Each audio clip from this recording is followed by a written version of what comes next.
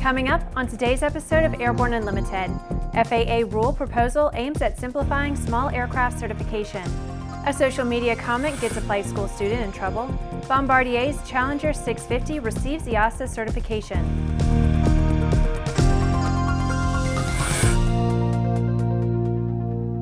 I'm Brianne Cross. It's March 10th, 2016, and this is Airborne Unlimited. The FAA has proposed a rule that overhauls the airworthiness standards for small general aviation airplanes. The FAA's proposal, which is based on industry recommendations, would reduce the time it takes to get safety-enhancing technologies for small airplanes into the marketplace while also reducing costs. FAA Administrator Michael Huerta said in part, quote, "This proposal would streamline how we approve new technologies for small piston-powered airplanes all the way to complex high-performance executive jets. The FAA's collaboration with industry and international partners reflects a performance-based, flexible approach which would accommodate today's rapidly changing aviation industry and technological advances now and in the future." The notice of proposed rulemaking restructures the existing certification standards and replaces the current prescriptive design requirements in FAR Part 23. It would also add new certification standards to address general aviation loss of control accidents and in-flight icing conditions. The proposal responds to the FAA Modernization and Reform Act of 2012 and the Small Airplane Revitalization Act of 2013. A social media post by an Egyptian flight school student has resulted in him ending up in an Orange County, California jail facing possible deportation. The Associated Press reports that Ahmad El-Said posted on Facebook that he would be, quote, willing to kill Donald Trump and serve a life sentence, and that the whole world would thank him for doing that. El-Said said the message was in response to Trump's comments about Muslims and that he immediately regretted posting the statement. El-Said had been attending Universal Air Academy with the hopes of returning to Egypt and securing a job as an airline pilot. He said if he is allowed to stay, he would like to continue his studies, but if not, he would seek a refund of at least a portion of the $65,000 he has spent on his education. After the break, Challenger 650 receives European certification. There's a difference between charting a steady course and pushing for the ceiling. And for nearly a century, Hartzell Propeller has been defining that difference. It's in our passion for engineering and research and our dedication to testing the limits of performance. We are built on honor. We are Hartzell Propeller. Redbird is quickly becoming the industry standard for flight training. Since Redbird introduced its revolutionary FMX in 2007, colleges, universities, and flight training operations around the world have integrated Redbird products into their curriculum. It's time to discover what Redbird can do for you. Join the migration. Welcome back. If you have a story suggestion for Airborne Unlimited, Aero-TV, our website or podcast, just email to news-spy@aero-news.net. Bombardier has announced that the European Aviation Safety Agency has granted full type certification to the Bombardier Challenger 650 aircraft. David Colleal, the president, Bombardier Business Aircraft, said in part, quote, "Our Challenger 650 aircraft successfully entered into service in 2015 and is now about to make its European debut in 2016. Demand for this aircraft is strong around the world, and with certification now in hand, we are eager for EASA registered customers to experience this brand new jet." According to Bombardier, the Challenger 600 series jets are the most delivered medium category aircraft of all time in Europe and account for the largest installed base in its segment in the region. Bombardier says that in 2015, they were the market share leader in terms of installed base and deliveries in Europe. It's Thursday, which means that it's time for an Aero-Community update, highlighting news and information about the incredible people and organizations that populate the Airborne Partnership Initiative behind Airborne Unlimited.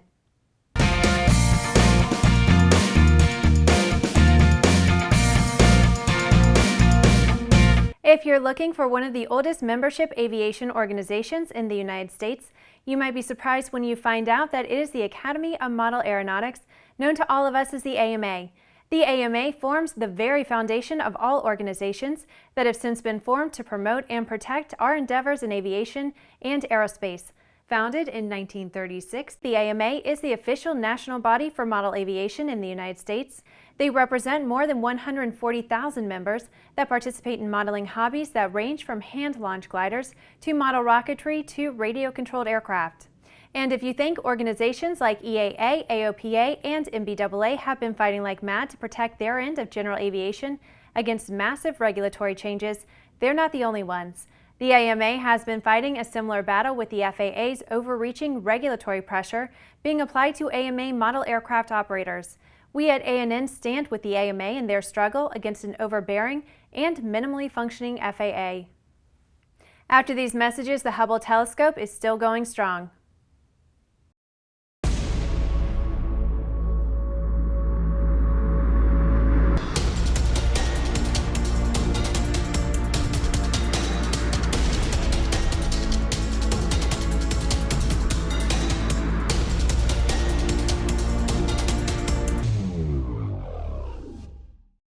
Concorde's recombinant gas RG series sealed battery technology produces a high-performance battery with the advantages of being pre-tested and fully charged at the factory. Find out more about Concorde's entire line of batteries at www.concordebattery.com. Concorde, the heart of your aircraft. Sandia introduces the new SAI 340 Quattro TSO'd airspeed, attitude, altitude, and slip. With integral backup battery, safety never looked so good. See it now at www.sandia.aero. Welcome back. With so much news coming out of the aviation industry, we're summarizing some other interesting stories in a brief segment we call Around the Patch.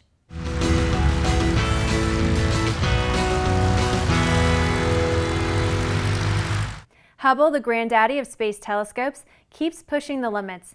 An international team of astronomers has shattered the cosmic distance record by measuring the farthest galaxy ever seen in the universe.